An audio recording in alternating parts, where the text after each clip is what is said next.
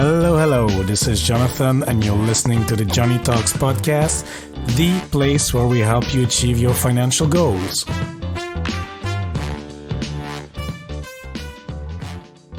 Hola, amigos. Hope you're having a great day wherever you are. And if you're a new listener to the show, special warm welcome to you. I really appreciate you tuning into the show. And if you're a returning listener, welcome back. I appreciate it even more. And friends, before we start, I have a quick announcement because today's episode is actually the last one of this crazy year 2020. Can you imagine? So yeah, we'll be off for 2 weeks and then I will be back in January with fresh new episodes and fresh guests. Anyway, let's move on to today's show. So yeah, today we will speak to my friend Erika Kullberg. She runs her own YouTube channel, Erika Kullberg. Erika has worked for a number of years as a corporate attorney, working for a big law firm.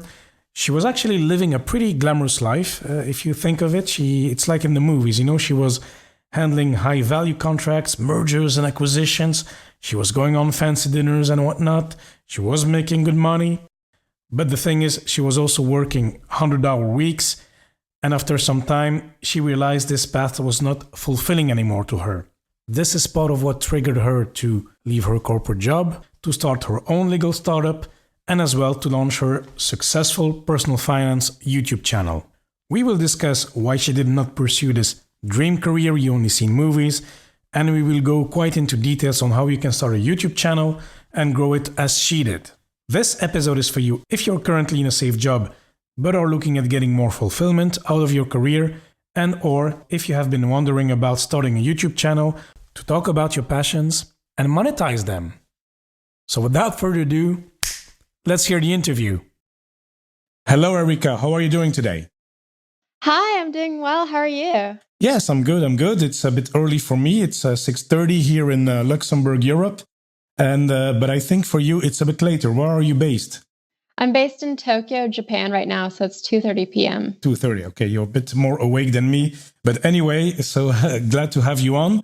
And Erika, I'm excited to have you on because I listened previously to one episode of yours, a podcast episode, and I thought, okay, I need to have Erika on the show because you have quite a story where you left your corporate job as a lawyer and now you're running a full-time YouTube channel and a legal startup. So I said it all basically here, but I would like to go through your story with you because I think there's quite some interesting aspects to talk about and that can be helpful to some listeners who want to transition from a corporate job maybe to their own ventures. And the interesting with you that I appreciated in your story is that you're still practicing law.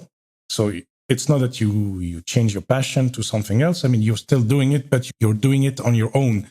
So, maybe just can you give us a little introduction of yourself, Erika, before we move on?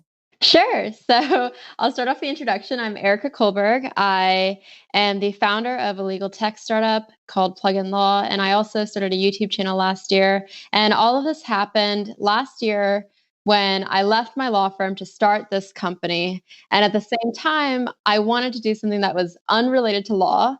So that's how the YouTube channel came about. And so now I wear these two very different hats, one as this YouTube creator talking about personal finance, and then another for the Plug-in Law startup. Mm-hmm. Excellent. So let's start off with law and your previous job.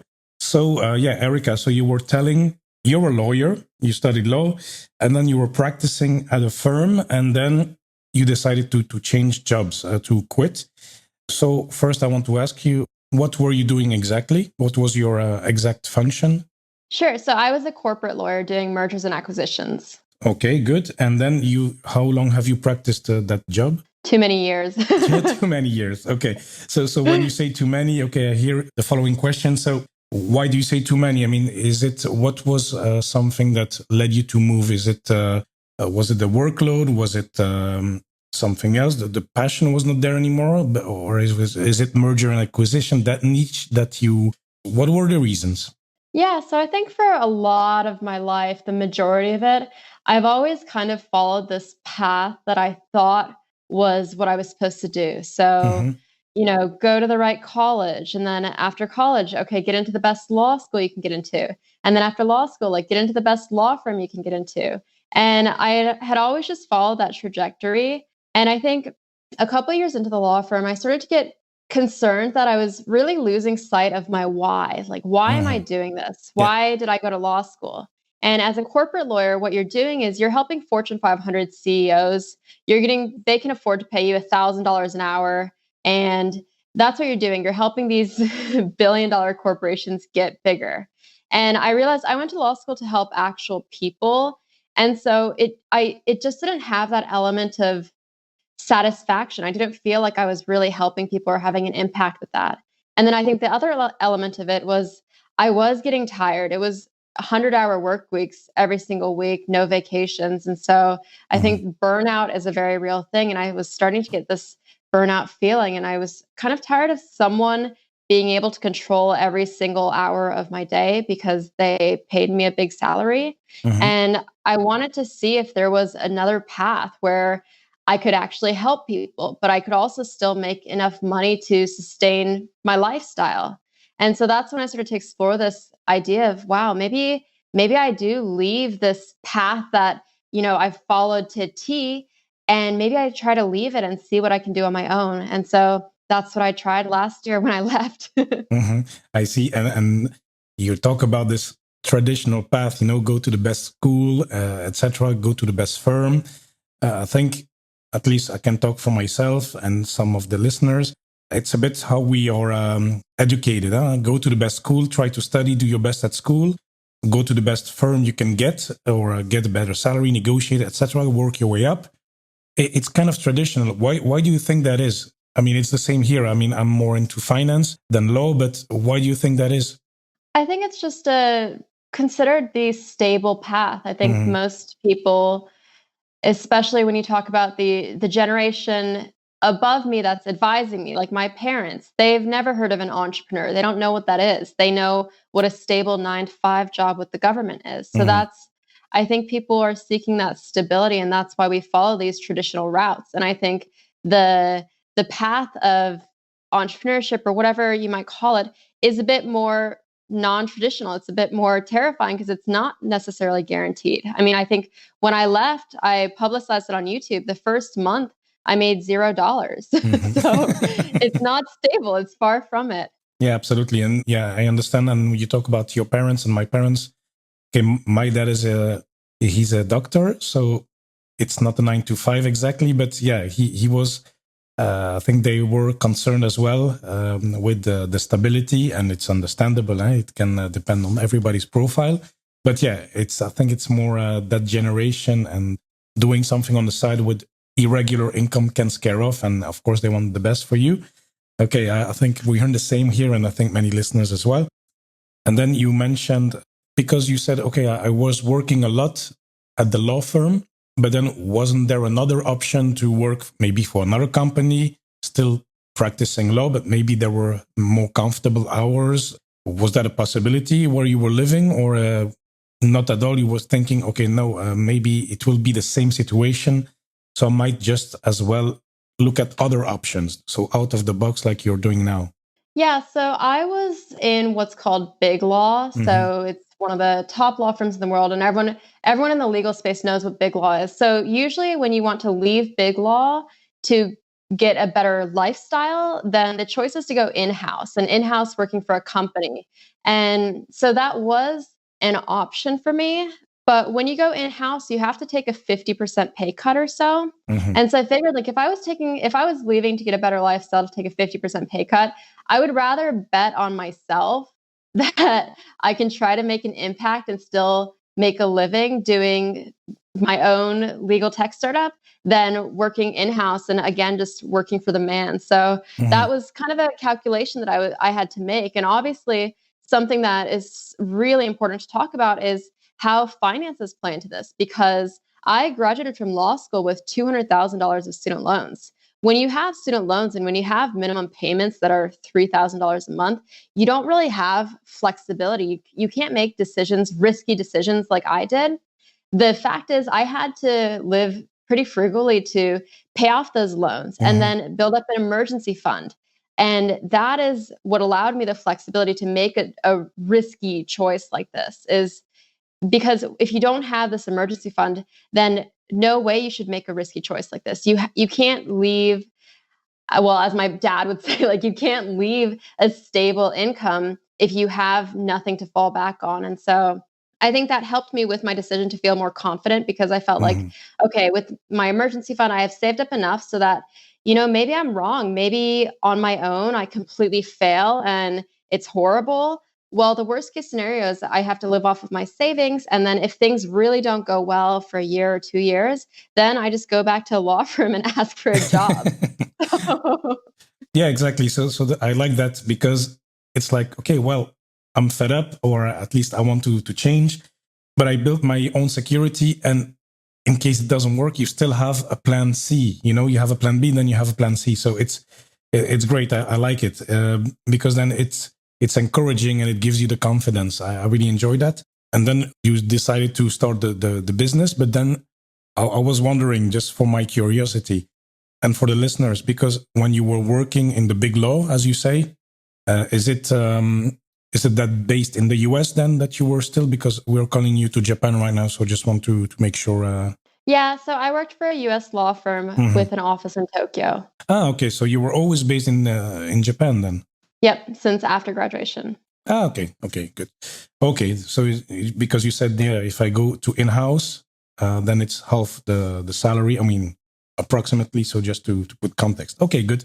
And then I was just wondering as well, when you decided to leave the company because you're in your early years at the firm or in your career, what did they say? Did they say, "Oh, you're leaving you're quitting the corporate world," or there was like more a neutral atmosphere? Okay, I leave. Okay, yeah, understandable. You probably go to someone else, or did you say, "I quit and I will start my own firm"? I had law firm partners tell me that it would be the biggest mistake of my life, Mm-hmm. and that if I wanted to, I could pretend that I never actually put in my 2 weeks notice and we could just go back to normal. So It reminds me of what we said a bit earlier. That's so. Why did they say no? It's the biggest mistake because they were looking for that stability or that CV without gaps or something. I think so. I think they just couldn't fathom how someone could quit a job like the one that they gave me Yeah, and try to go off and do something. I think that's just a foreign concept, and I just don't think they could process that. But I'm glad I didn't listen to that. I'm glad I went out on my own, yeah, and that's what it takes, right? There are going to be always people that don't believe in you and don't think you're going to succeed, and so you have to try to prove them wrong or just try not to listen to them. yeah, definitely.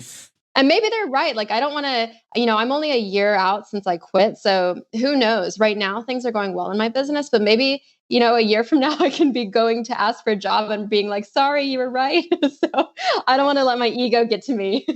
Yeah, but then at least you tried it, and I think that's very valuable. So it's great. And then for people who are in the same situation, they're like, okay, look, I'm working as a marketing manager or I don't know what, an engineer or a procurement guy or whatever, sales. And they say, look, maybe after a number of years, I want to start on my own.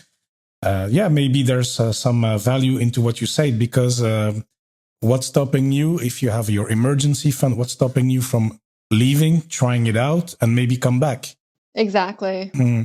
Okay, very cool. And then you decided, then, okay, I'm going to start my legal startup and the YouTube channel. We'll go first to the legal startup. So, what is that about? What services are you providing, Erika? So, the legal startup, the whole mission behind it is to make legal simple and accessible. Mm-hmm. So, I didn't find it fulfilling, like we kind of talked about, to help these corporates who can afford to access these expensive lawyers. So, I wanted to make the legal stuff simple in a way that was affordable as well. And I think, unfortunately, the legal industry, we use a lot of fear-based selling. We sell based on like, you're going to get sued, so you better hire me for $1,000 an hour. Mm-hmm. And I think for the people I'm trying to help who are small business owners, entrepreneurs, I wanted to make legal just informational too and tell them, okay, well, this is what you need in place. And here's a solution that I created for you to get it at a tenth of the price that a law firm would charge you for it. So we are not a law firm, we're a legal tech startup, and we make processes like registering your trademark in the US and getting legal documents that you need for your website, like a privacy policy. We make those affordable and simple for entrepreneurs and small business owners. Okay, and how's that going for now? You said it was going well. Yeah, it's going really well. People are really receptive to it. I think it's your market tells you what it wants, right? And I think the fact that it's going well means that people have been looking for a solution like this, where they have someone like me. For every single product, there's videos of me walking you through how to use it. Like, this is how to fill out your privacy policy template, or this is how you register a trademark. There's videos of me making sure that I'm holding your hand through video and saying, like, it's okay, don't be scared. And I think people are really receptive to it. So it's a good sign that it was needed. And I'm happy that we've made so much progress in this year. Oh, that's fantastic. And are you doing that? You said are you, so you hired people as well then? Yeah, I do have a team. Mm-hmm. No, that's excellent. And I can imagine, the small business owners having a website and, you want to be compliant with the law. You don't want to make any mess. Having the right copyrights, but I mean the disclaimers here and there. And do you help them with sales contract and stuff like this? Or if they sell products or T-shirts online or whatever? Exactly. So we have a way to make it customizable based on your situation. And so if you're selling products or if you're selling courses, whatever it is, we can customize them very quickly for you. No, that's very good. And it's needed, because I don't know if you have a lot of competition. I'm not in that market, but I can imagine, the small business owners, they want to be protected. So, and when you say names like lawyers, doctors, people are always afraid of the cost. Yeah. So if you can offer a good value, that's excellent. Absolutely. Oh, great. Yes. So our motto is just legal made simple without the expensive lawyer. And It's very funny because I was that expensive lawyer a year ago. Yeah. But now I'm trying to be the anti-expensive lawyer. I'm trying to make things really affordable and accessible. So yeah. And don't you miss the excitement? I mean, when I think big law, I think like, like Suits. Don't you miss that excitement? Big contracts, mergers and acquisition. I mean, it's big money, for the corporates. Don't you miss that excitement going to court? I don't know, preparing the files with millions of dollars at stake. Don't you miss that? Yeah, there is a glamorous aspect to it. I think I was the youngest attorney to lead $1 billion deal. And there's definitely a glamorous aspect to it. I think we had summer interns. We took them on helicopter rides of the city. It's very glamorous, but there's more to life than helicopter rides and fancy dinners. No, absolutely. I'm totally with you here. And, if you make those billion dollar contracts in the end, it's cool, but it's not your money. So True. So you're doing it for somebody else, even though maybe you get a commission or whatever, but it's exciting. It's good for the CV. But after a while, even that gets boring. I mean, I speak here for myself. I work in procurement. It's not $1 billion, but it's millions sometimes. Yeah. And even that, I see it 1 million. Okay, cool. But it depends a bit the context. But after a while, it becomes normal. It's almost like your salary, but you don't earn that. But you get used to whatever you're dealing with. So the excitement does not come from the numbers. Agreed. And I actually was talking to a friend yesterday who's thinking about leaving her stable job. Mm-hmm. And one of the things that I did, one of the tests that I did to see if I wanted to be at the law firm for a long time is look at the people 10 years above you, 10 years senior to you. Mm-hmm. And for me, it would be partners in my law firm. Are they happy? Am I inspired by them? Do I want to be like them? Because if I continue to work these 100-hour weeks for 10 years, that's where I'll be at, right?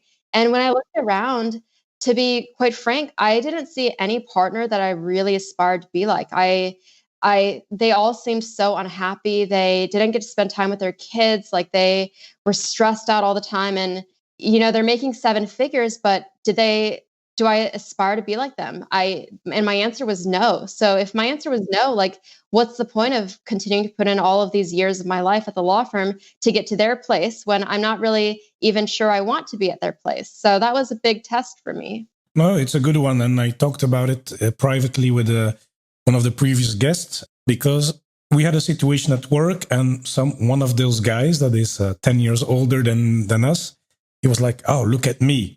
He's a bit egocentric, but he was said, yeah, look at me, I'm successful. It's true, he has a good position in the company, but then at the moment I didn't realize, but then afterwards when I thought about it and I discussed this with my friend, I said, yeah, okay, the guy, okay, he has a good position, has a nice company car, etc. But I should have asked him, "Are you happy?" Because the guy seems always stressed. He from seeing him in the office, he doesn't seem very happy. Sometimes he might have all the glamour and the prestige, but maybe I don't know if he's fulfilled really. But that's yeah, exactly. So I have that.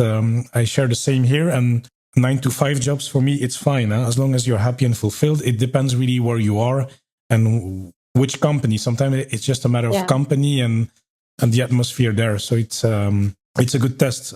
Thanks for sharing that.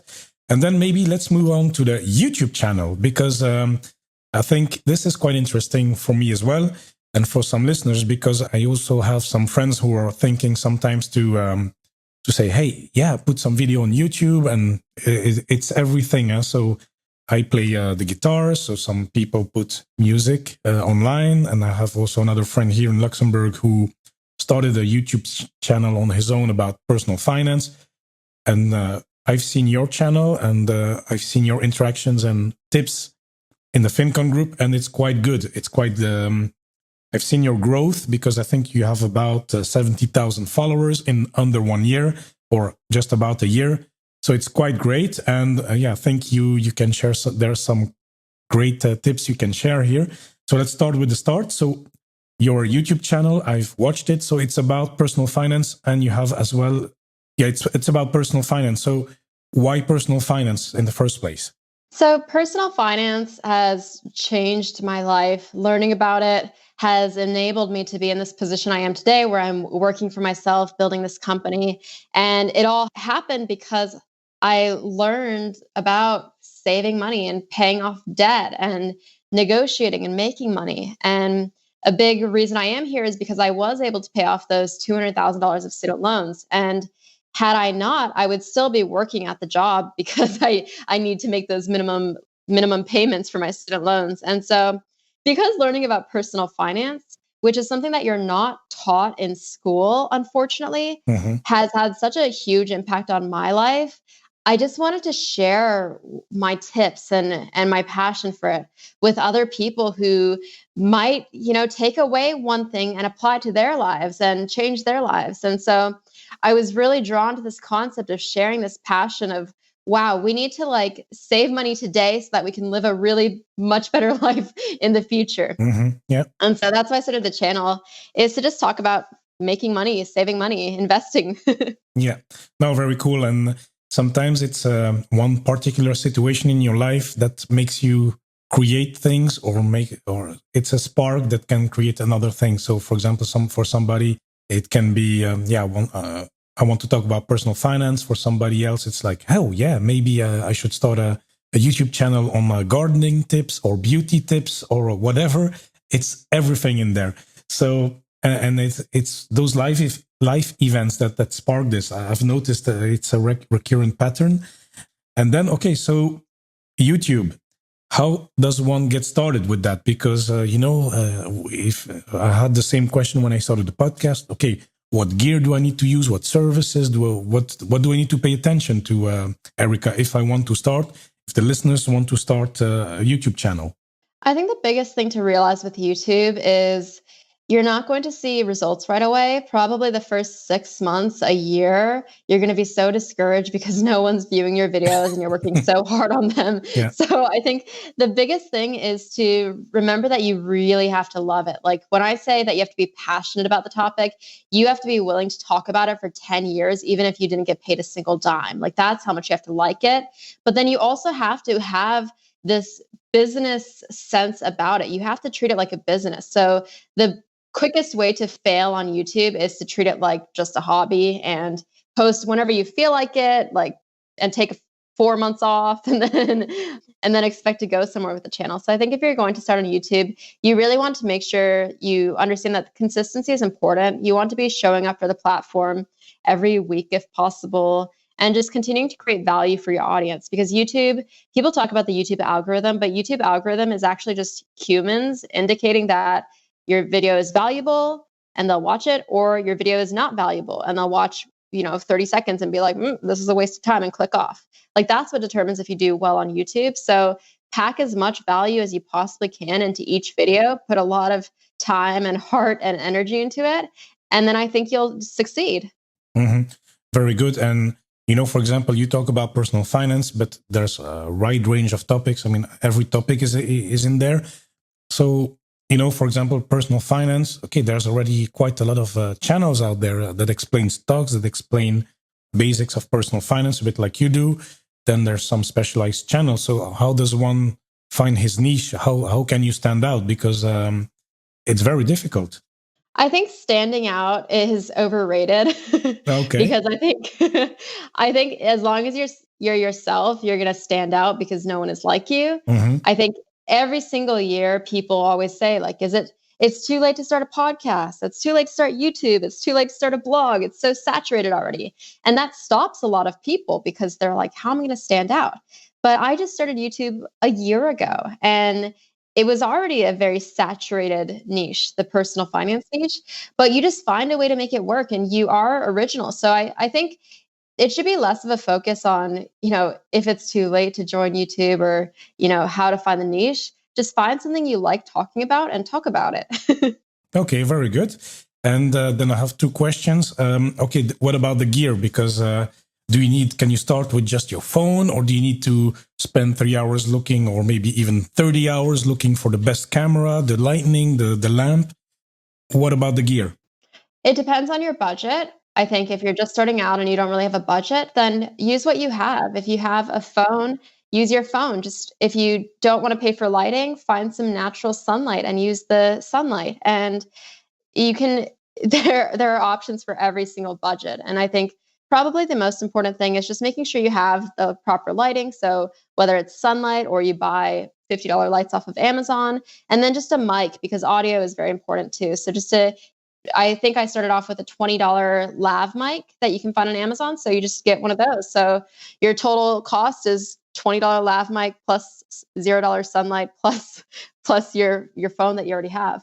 So you said, okay, I need to post at least once a week. And then how do you grow? Because, okay, I see you have quite the number of followers. You're consistent. You publish, and it's high quality videos. But how do you make that grow? You can bring value. You can make it very excellent. You can put a lot of hours in it. But how do you get people to see your videos? Yeah, so there are a few things you can do. You can be making sure that every single video is planned around keywords. If you do that, then YouTube is the second largest search engine in the world. So people are going to find you through those search terms.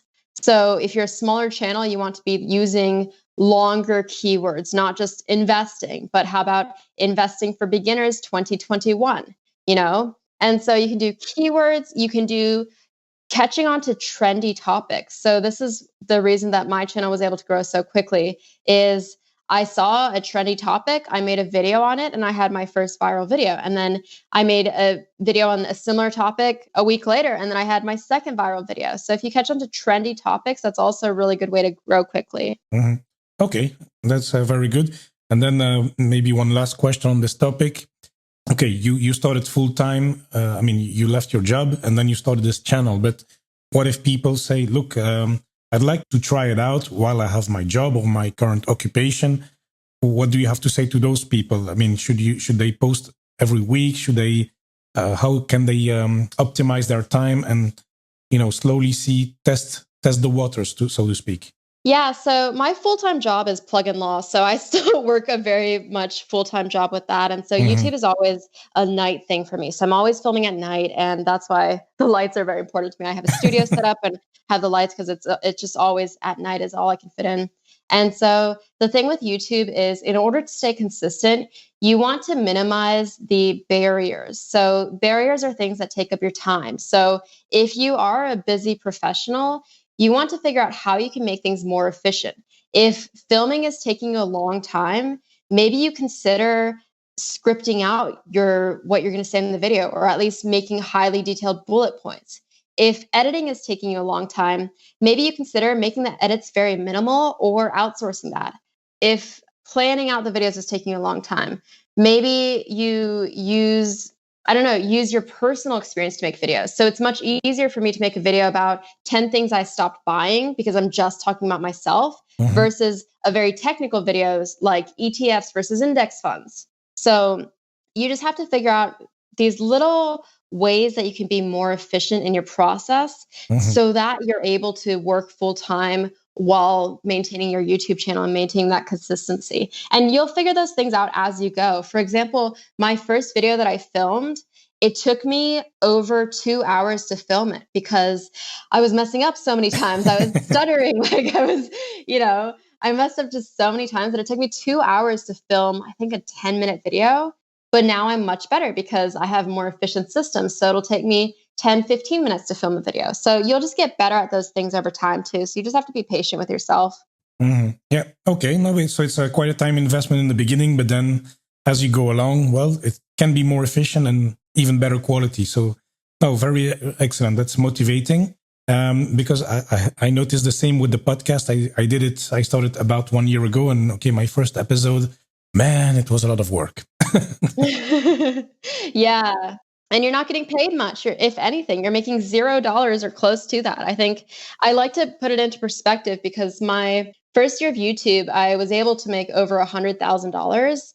And people think like, wow, like that's amazing. But what people don't realize is, well, the first 6 months of YouTube, I put in over 400 hours and made something like $900. So it was like I was making $2 an hour for the first 6 months. And so people like to glamorize, you see these videos on YouTube, like how much I made it from a million views and stuff. People like to glamorize the amazing part of the fact that YouTube does pay you as a content creator. But they also don't show you the parts where it's like, okay, I just worked 400 hours and made $2 an hour. So it's important to realize that you're not going to see instant results on YouTube. And I think I like saying that to people so that they don't have these high expectations. Because if you set these high expectations, you're going to get discouraged too easily and quit before you even see success. Yeah. You need to be in there for the long run. And if you're passionate, of course, it will be easier to put those 400 hours and be paid $2 an hour.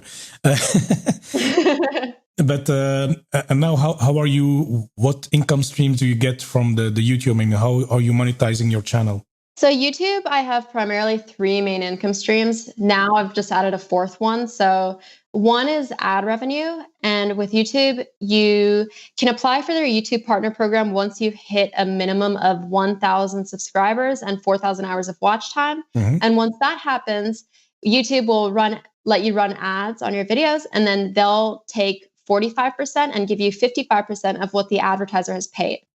And then second income stream from YouTube is affiliate marketing. So if I have a product or service that I really like, I mention it maybe in the end of my video or in the description of my video and say, hey, just click on the link.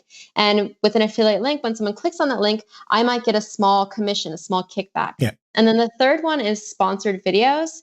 And with sponsored videos, a product or a company with a product or service that hopefully you like will ask you to promote it in your video for 30 seconds to 2 minutes, and they'll pay you a set amount for mentioning them in that video. And so those are the 3 main ones I have. And then fourth, now I've just added this as part of my passive income experiment because I'm trying to show people that it's possible to go from $0 to $200,000 of passive income in a year. And so I've added a 4th one of digital products. So I've created a course. Okay. Wow. Well, that's you have quite a busy life, huh? So creating the course, the YouTube, plus your the plug and law. So it's great. It's fantastic. Well, okay. Yeah, So yeah. No, excellent. And then in the end, it looks like you're on your way to grow even further. So congratulations, Erika. Really, it's impressive, but it's great as well. Then you can show to your ex-colleagues, hey, I made the right choice. So have fun being stressed with your 100 hours a week. Anyway, so it's about choices and passion, because if you were not passionate about it, then it's not about the money. It's really about doing what you like and living on your own terms, I guess. Yeah, agreed. Okay, very good. Well, Erika, thanks for sharing your story on the podcast. I really enjoyed it. I think we had some great insights and as well sharing some YouTube tips for people who would like to start and want to grow. Maybe they're starting and want to grow. And as you know, before we close, we always have our 3 quick fire questions. So are you ready for that? Ready. Okay, perfect. So Erika, we didn't really talk about that, but what has been your best investment so far?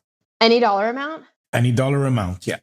I just splurged on a treadmill to put under my desk. So I have a standing desk and use a treadmill and walk while I work. Oh, yeah, I saw it on Instagram, I think, yeah. Yeah. So how's that working? Oh, I love it. I'm so frugal that I spent a month deciding if I really wanted to buy it. I think it was around $500. So for sure my biggest purchase of the year. And I decided I was ready to do it after a month. And it's just been a game changer because I think I was getting really, how do you say it? Was probably only getting 20 steps a day. So now it's helped me to get a bit more in shape. Okay, and can you really work properly? I mean, I'm a dude, huh? So I can only do one thing at a time. So how does that work for you?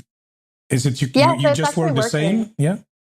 It's actually working. So I can do things like watching my videos to make sure they're okay or doing the review of that. I can take meetings while I'm on the treadmill. So it's actually been a great purchase. Are you on the treadmill right now? No, only for podcasts. I did a special favor for you. I'm off of it. Otherwise, you kind of hear the engine roaring. Okay, good.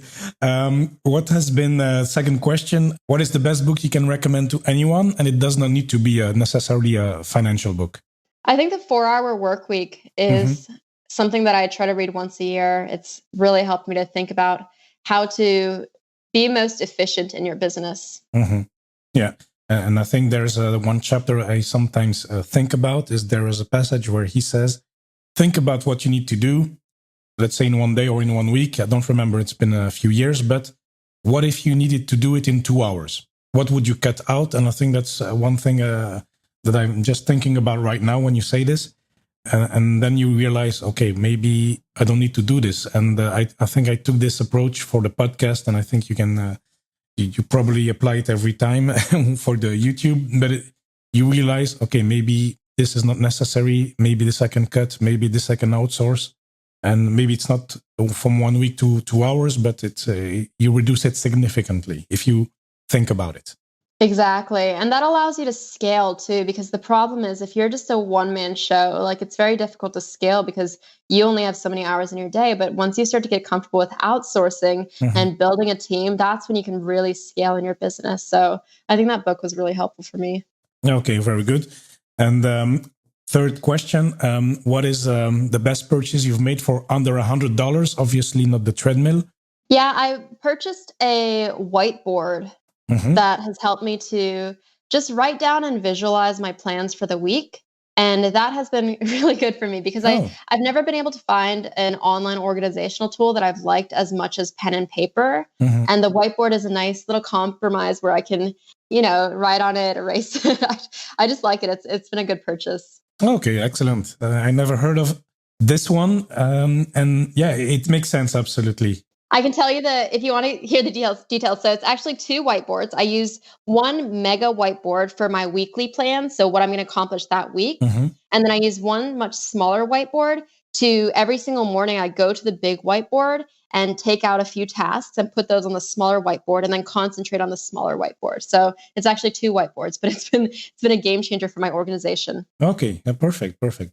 Okay. Very good. And Erika, well, we talked a bit about your YouTube channel. So how can people find you? And maybe you can share your socials as well. Yeah, you can find me on Erika Kullberg. That's Erika Kullberg on YouTube, erikakullberg.com. And then the legal company is Plug and Law. Okay. And you're on Instagram, you're on Twitter as well, etc. Yeah, but it's not that interesting. So okay. Better to go to my YouTube. okay. Go to YouTube. And then if you want, you can go to Instagram. I will link it anyway in the show notes. So Erika, thanks once again. And congratulations again on your new ventures, the YouTube and the Plug and Law. And speak to you soon.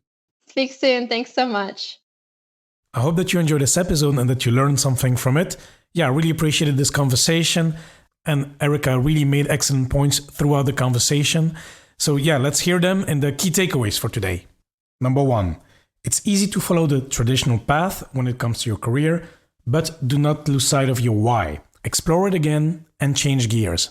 This will lead you to a more fulfilling career path. The glamorous aspects of a corporate job sure might be cool for a while, but yeah, to use Erika's words, there is more to life than helicopter rides.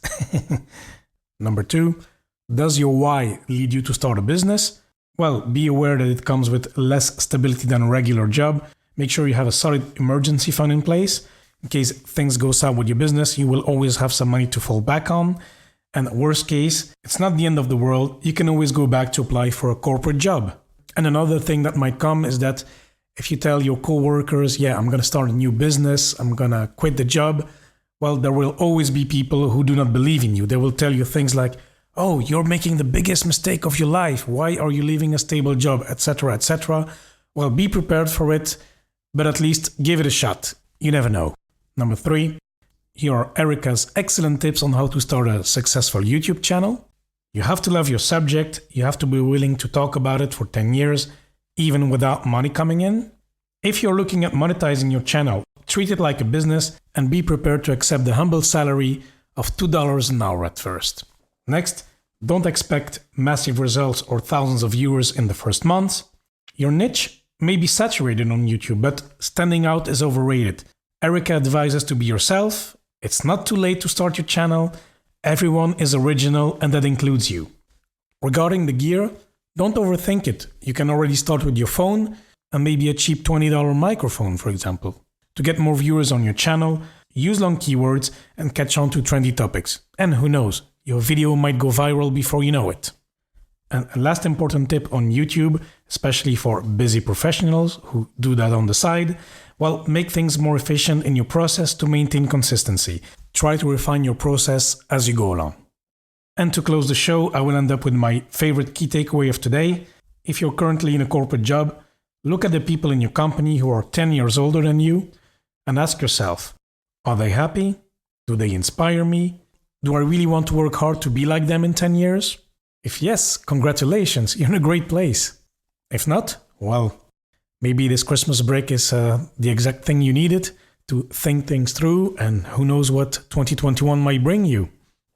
So that was it for today. Thank you so much for listening. It really means a lot to me. Make sure you subscribe in Apple Podcast. And of course, please do not hesitate to contact me. If you have any questions or feedback, send me an email, john@johnnytalks.com, or connect through social media at Johnny Talks on Facebook, Twitter, and Instagram.